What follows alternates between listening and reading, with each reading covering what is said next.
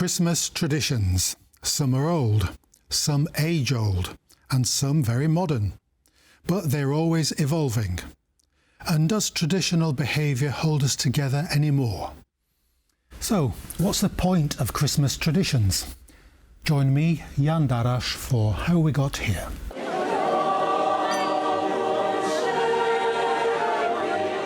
December is the most wonderful time of the year, and that had been the perception even before Jesus Christ was born. Taking place around the winter solstice, the holiday of Saturnalia was practiced in ancient Rome in honor of the god Saturn.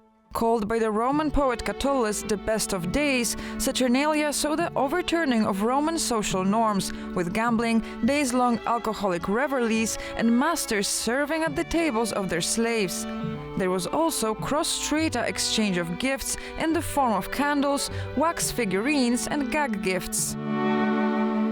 Drinking, gambling, and overeating. Medieval Christmas took all of that aboard. In Britain, the man appointed to preside over this chaos was a peasant or subdeacon chosen by lot and called the Lord of Misrule, a tradition also rooted in Saturnalia. The custom was eventually suppressed by authorities as promotion of disorder. In Victorian Britain, Christmas was associated with spooky folklore. Interestingly, this tradition has survived, but more so among practitioners of non-Christian ceremonial magic than between British Christians themselves. In Austria and Slovenia, each year on December 5th or 6th, the hair-raising Krampuslauf takes place with men donning devil-like costumes. Given how deeply it is rooted in paganism, the Catholic Church and the 1930s Austro-fascist regime tried to root it out, but ultimately failed. Speaking of disguises, in Poland people would traditionally perform kolenda or caroling, a folk ritual involving groups of people in costume going door to door with New Year's wishes of prosperity. In exchange, they would receive gifts of food or small monetary donations. However, due to urbanization, changing attitudes towards public begging, and an ever greater pace of life, caroling has all but disappeared in Poland.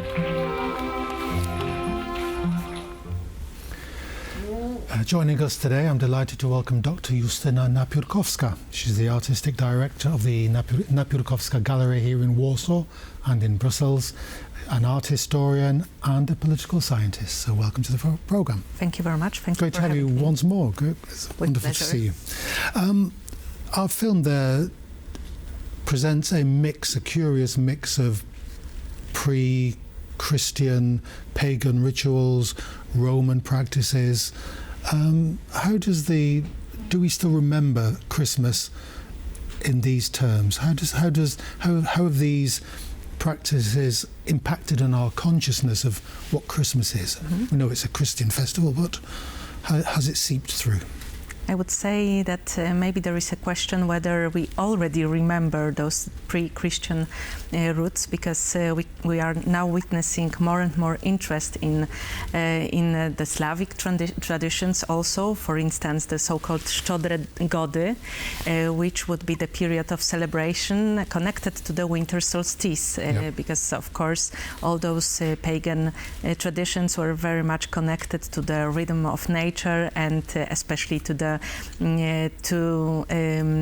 night growing up during the last days of December until this very moment of winter solstice, where a kind of hope reappears, and we know that sun will come back. So a new birth, new period, another year is starting. You mentioned that you were happy that we're seeing now shorter evenings. So yes, for me it seems to have had really an impact on you. Necessary. I really need light, and if we imagine that there are 16 hours, even more than 16 hours of darkness in our part of Europe, that's really challenging for us, and it must have been challenging for our ancestors who invented all those rituals to survive this difficult period of the year when already the works in the fields were finished, and it was also the calmest time in the year because you just had to wait for the springtime to come. So what was the point in all this, the feasting, the drinking, the eating? Was that just to pass the time away, or was it to show the community that we've had a good we've had a good harvest and harvest of fruit, vegetables, stuff, and hopefully the next year will be the same? Was that the point of all this? Absolutely, and also it was a kind of spell for the future. Celebrating would also open another year of promises or of hope, which was emerging. And it's really fascinating how those pagan rituals were also integrated into Christian traditions. This is something important to mention, that somehow the Christendom was quite pragmatic in using the forms which already existed before for a new context, and somehow it does not change the very matter of those traditions, of those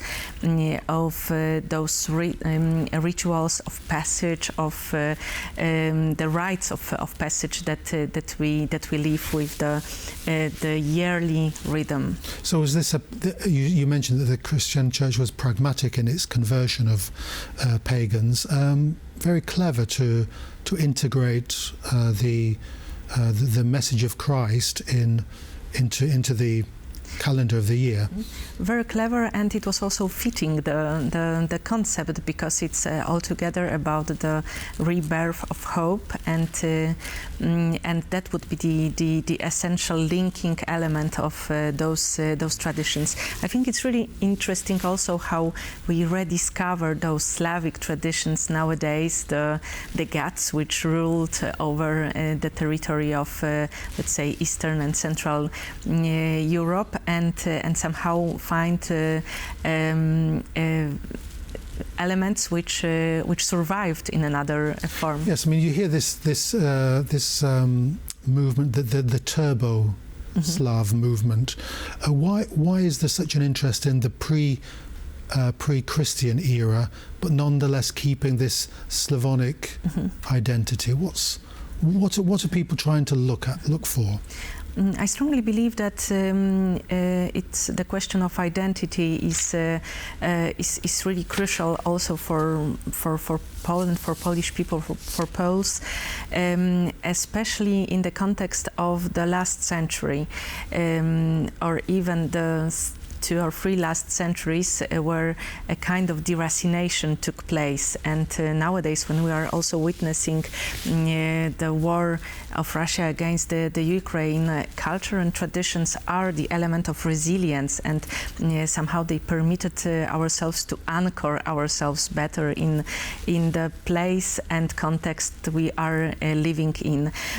This is why I suppose that there is a revival of both pagan and also Christian traditions already, because we were discussing earlier that there must be first the decadence of the tradition, so that there will be the revival afterwards. That's a very interesting issue, but somehow I suppose that in the context of globalization and the question of identity is really gaining momentum nowadays. Yes. And it can be really multiple. I mean, we are finding out that our identity does not necessarily need to be very homogenical. So somehow we can accept different elements of our history, of the history of this part of Europe we live in. We'll come on to that after our next film, dealing with the contemporary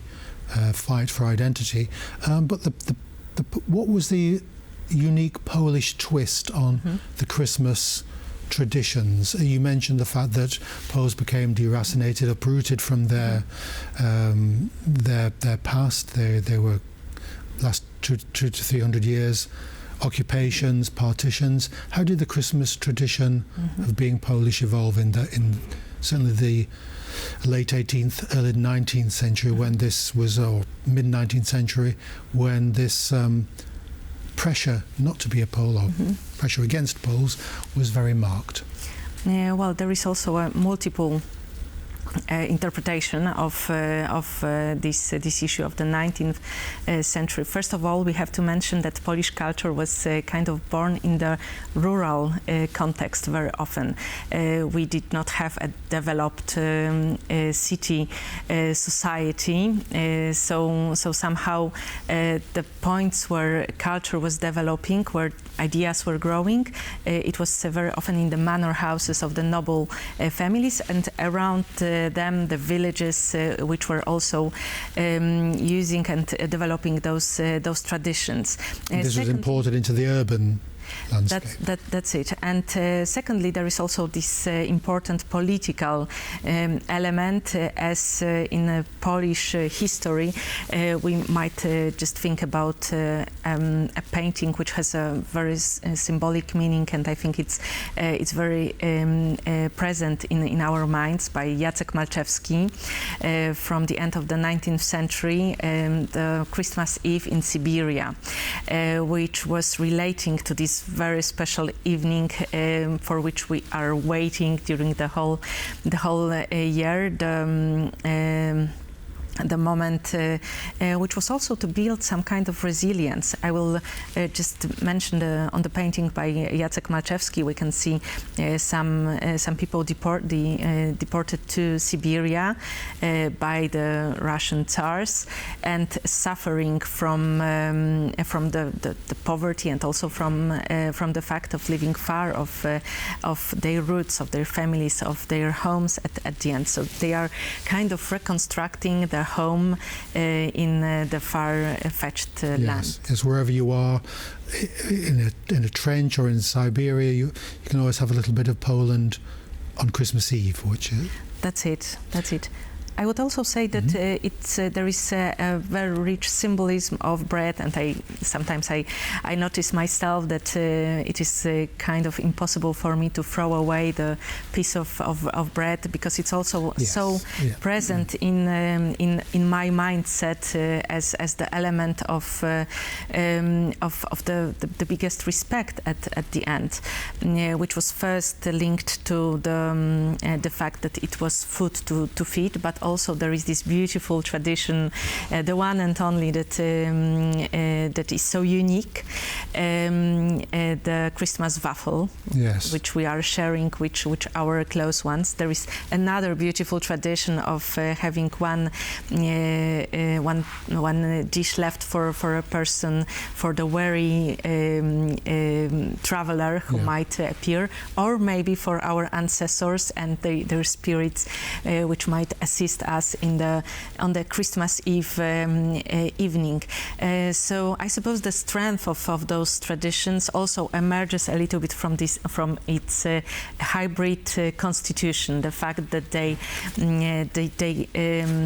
include elements of both paganism and Christendom, and this is also why they are still celebrated also by people who are quite far from religious celebration of the Christmas time. We'll come on to the contemporary Christmas after looking at our second clip.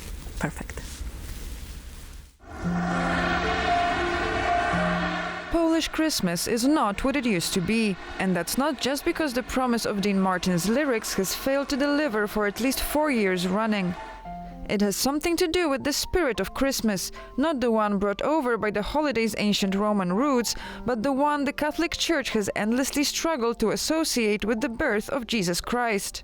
For Christians, Christmas commemorates the Son of God's incarnation through the Immaculate Conception of Mary to fulfill the Old Testament's prophecies of the Messiah. According to Christian creed, the word Messiah, literally meaning anointed one, implies Jesus was chosen by God as a Davidic king to restore religious glory to Israel, returning it to justice. As far as Jesus' Arabic variant, the Messiah also denotes the factor of erasing the sins of humankind. All in all, for Christians, Christmas is the foreshadowing of Christ's death on the cross and the redemption of sins of those who believed in his godly provenance. But as shown by Ariadna panel's survey, in 2024, more Poles treated Christmas as a primarily family-oriented holiday than a religious one. Moreover, more millennials and Gen Zers saw Christmas as an opportunity to receive presents and eat their fill than baby boomers and Gen Xers. Notably, 13% and 12% of baby boomers and Gen Zers, respectively, found Christmas to be an obligation that they didn't like. It's difficult to set oneself in a contemplative mood during the hectic fortnight leading up to Christmas. According to an internal analysis by Velobank, Poles make approximately 10% of their annual purchases of products and services during the holiday season. It is when human perception is bombarded by consumer advertisements, featuring globalized Christmas imagery rather than traditional Polish aesthetics of the holiday. It is only natural that the mad rush to grab that steal, plan, travel, and make time for loved ones cloud the holiday's original purpose. What's your response as an art historian, as an aesthete, to our current Christmas? We have Coca-Cola, Jolly Santa, a lot of kitsch entertainment, if we can call it that. How does that seems to be when we think of Christmas, that seems to be it. Drink, big Jolly Santa in red and white, presents. Mm-hmm. The Christ message seems to be receding. Is that too brutal an evaluation? That's probably a very accurate one, but at the same time there is, I think, it's the Christmas time taken from this, let's say, pagan perspective or consumerist perspective is also a kind of invitation for us to act in a more irrational way. And maybe it will be, I will not answer exactly as an art historian, but as a person who is experiencing this time, which is really kind of anchoring us in our families, in our homes. It's a moment when after the rush, which in the past used to be the Advent, the time of waiting. Now we are unable to wait, so it is just the Christmas time which permits us to have some practically speaking, even 2 weeks, which would really respond well to this tradition of Szczodre Gody in the past, which is the time where we can really focus on our families, and we are at the end it is possible not to be in such a rush. So I suppose that this consumerist element has to somehow it's a kind of a need to accumulate in a certain moment, so that afterwards we are offered this moment of peace, of quiet, of joy in our families. I would also, if we are talking about Christmas in Poland, I would also love to look a little bit in the quite recent past. For example, 1956. It was an important moment in Polish history. If we look at Krakow's Nowa Huta, what happened there, Nowa Huta, which was supposed to be the new town near the traditional Krakow, the place where our traditions had the possibility to thrive through the centuries, notwithstanding difficult historical moments. And back in 56, it was a kind of protest of local people who were not able to build the church they wanted to celebrate Christmas, and it turned into quite an important political turmoil. So there is also this symbolism of this Christmas time, which again is connected to our identity, and I suppose that if we look at the generations and how they react, the different generations, as we saw in the short movie, it's still very present, very actively influencing our choices. And in a general way, is that part of the problem, in that times are hard, okay, but they're not. We're not in 1956 and the communists oppressing the population of Krakow, for example. We're not in a war, at least not yet, and we have it too easy. That's one argument, that if we have life too easy, we can click a button and get our presents. We can get everything, all our wishes fulfilled very quickly. The actual challenge of faith seems to disappear.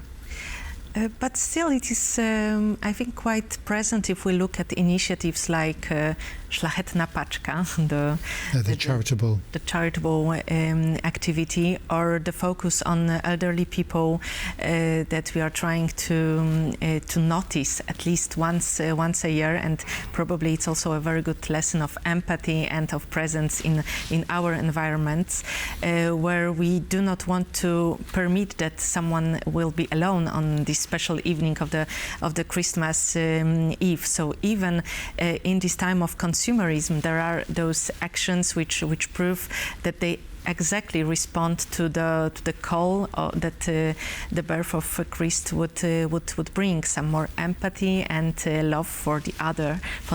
Yes. Also within the Christmas presents, where we really need to consider what would be pleasurable to our loved ones. In your own experience, we all know that families have their own little traditions and rituals within the greater part of Christmas. What are the essential traditions of Christmas for yours? Do you watch, for example, Home Alone with Kevin, one of the staples of films? Do you go in for the secular stuff that we do because and also we know we're doing it? We have this meta tradition. We know we're doing all these new traditions. They might be new, they might be very new, very recent, but we do them because what? Because why do we do them? For me, they are just tiring. It's just a good way to spend time together with the family, not to be too pragmatic during those days. We also have a nice new family tradition that we have for a couple of last years. For example, we are spending time on watching reproductions of artworks which are devoted to Christmas time. For instance, the amazing Georges de la Tour. So it's also the opportunity just to spend time without too much presence of the current politics, because it's also the advantage that we receive during those couple of days where the whole world is a little bit more silent. Let's hope a Christmas without politics is something to hope for. But Dr. Napiórkowska, thank you very much for coming onto our programme. Thank you very much. Have a Merry Christmas. Merry Christmas, and for our for the viewers also. Thank you. That's all we have time for. Do join us for our last episode this year, next time. That's Tuesdays, 9:35 p.m, 21:35. Meanwhile, have a great Christmas.